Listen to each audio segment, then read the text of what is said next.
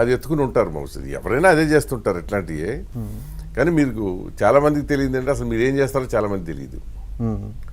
ఏం చేస్తారు అమెరికాలో కదా మీ వ్యాపారం?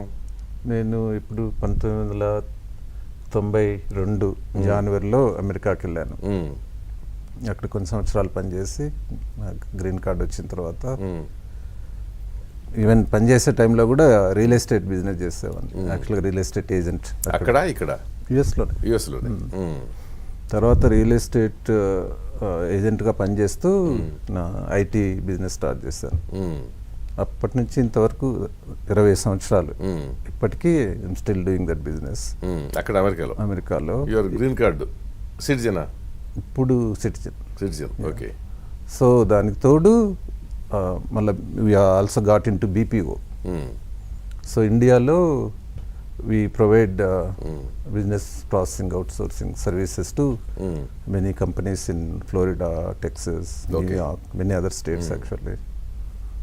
So I have Indian office lo roughly 70-75 people. US lo around 60 people. Financially you are sufficient. Well. Yeah. We both of us, she came to tanu US ko ochindi 96లో. నా పెళ్ళైనప్పుడు just green card గురించి వచ్చింది. వచ్చి green కార్డుకి apply చేసి మళ్ళీ వెనక్కి వచ్చేసి ఇంకా చదువుతుండింది. దెన్ అగైన్ మళ్ళీ 97లో వెనక్కి వచ్చావా? 97 ఆగస్ట్లో వెనక్కి వచ్చాను. ఓకే. ఒక 2 years తప్పితే 2000 నుంచి తను కూడా స్టార్ట్ చేసింది వర్క్ చేయడం. సో నాకు నా వ్యాపారంలో నాకు ఫస్ట్ ఇయర్ నుంచే I'm profitable. Very beginning service కదా, దాంట్లో అయితే సర్వీస్ ఏముంది, కమిషనే కదా దాంట్లో. ఇంత అయితే ఇంత అనేది వస్తుంది. సో కాబట్టి ఎప్పుడు డబ్బులు లాస్ అయింది లేదు, ఎప్పుడు సఫిషియెంట్. అసలు నాకు డబ్బుల ప్రాబ్లం అనేది ఇక్కడ ఒక కొద్ది రోజులు ఉన్నింది. ఇప్పుడు అంటే మా ఫాదర్ ఇన్ లా ఒక ఫ్యాబ్రికేషన్ కంపెనీ స్టార్ట్ చేశారు కడపలో. అది బిగినింగ్ లో వ్యాపారం సరిగా నడవక కొద్ది రోజులు అది దాని వలన. బట్ నా ఈ 20 సంవత్సరాల్లో నేను ఒక్కరోజు కూడా మా పేరోల్ కూడా మిస్ కాలేదు. అంటే డేట్ కూడా సఫిషియంట్ అండ్ వెరీ.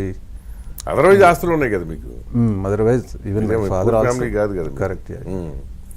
సో అది వాళ్ళు ఏంటంటే ఆస్తుల కోసం మ్యారేజ్ అనే విషయం వచ్చినప్పటికి అట్లా తీసుకొచ్చి డైవర్ట్ చేయడానికి చూశారు. బట్ అక్కడ ఉన్నదంతానేమో వేరే వాళ్ళు ఎవరు కూడా మీ సొంత మనుషులు కాదు. అక్కడ సీన్లో ఉంది. ఒకవేళ సపోజ్ ఆర్గ్యుమెంట్ సేకు మీరే చంపించారనుకుంటే ఆ రోజు అక్కడ ఉన్నదంతా మీ మనిషి అంటూ ఎవరు లేరుగా అక్కడ. అంటే తెలిసిన వ్యక్తి గంగిరెడ్డి ఉన్నాడు. గంగిరెడ్డి దస్తగిరి. అంటే ఇన్సిడెంట్ జరిగినప్పుడు దస్తగిరి డ్రైవరు నాకు అంతవరకే కదా. అంతవరకే. బట్ ఇంతవరకు వాళ్ళు చెప్పలేదుగా.